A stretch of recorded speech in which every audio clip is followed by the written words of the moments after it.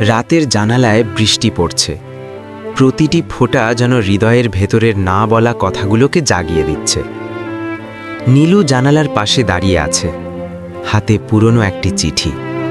চিঠির কাগজ হলদে হয়ে গেছে, কিন্তু অক্ষরগুলো আজও তার চোখ ভিজিয়ে দেয়। রাহুল আর নীলুর পরিচয়টা হয়েছিল খুব সাধারণভাবে, একই বাসস্টপে প্রতিদিন অপেক্ষা করতে করতে। রাহুল একটু চুপচাপ, চোখে ছিল অদ্ভুত এক গভীরতা। নীলু কথা বলতো কম, কিন্তু হাসলে চারপাশ আলোকিত হয়ে যেত। ধীরে ধীরে দুজনের অপেক্ষা বদলে গেল ভালোবাসায়। কথা হতো না বলেও চুপচাপ দাঁড়িয়ে থাকাটাই যথেষ্ট ছিল। রাহুল বলতো, ভালোবাসা মানে একসাথে থাকা নয়, একে অপরকে অনুভব করা। নীলু তখন হাসত, ভাবত এই মানুষটার সাথেই সে সারা জীবন কাটাতে পারবে। কিন্তু বাস্তবতা সবসময় গল্পের মতো হয় না। রাহুলের পরিবার চাইছিল না এই সম্পর্ক। তারা বলেছিল, ভালোবাসা দিয়ে সংসার চলে না। নীলুরও পরিবার চাপ দিচ্ছিল অন্য কোথাও বিয়ে দেওয়ার জন্য।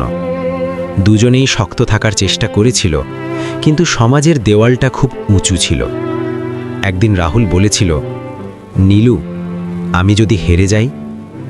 নীলু কাঁপা গলায় বলেছিল, তুমি হারবে না। কিন্তু সেদিনই বুঝতে পারেনি, কিছু যুদ্ধ জিততে চাইলেও হারতে হয়। শেষ দেখা হয়েছিল এক বিকেলে। আকাশটা ছিল অদ্ভুতভাবে শান্ত।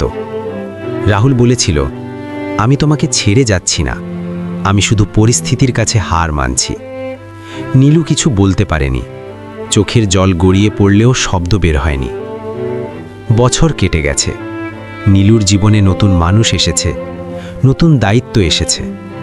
তবুও কিছু রাত আসে যখন বুকের ভেতর হাহাকার ওঠে। রাহুলের কথা মনে পড়ে, তার বলা ছোট ছোট বাক্যগুলো মনে পড়ে। আজ সেই পুরনো চিঠিটা আবার পড়ছে নীলু। শেষ লাইনে লেখা ছিল, আমরা একসাথে থাকতে পারিনি, কিন্তু তোমাকে ভালোবাসা কখনো অসম্পূর্ণ ছিল না। নীলু চোখ বন্ধ করে, বুঝতে পারে কিছু ভালোবাসা পূর্ণতা পায় না বলেই এত গভীর হয়। অপূর্ণতাই তাদের অস্তিত্ব, আর সেই অপূর্ণ ভালোবাসাই সারা জীবন বয়ে বেড়ানোর এক নীরব স্মৃতি।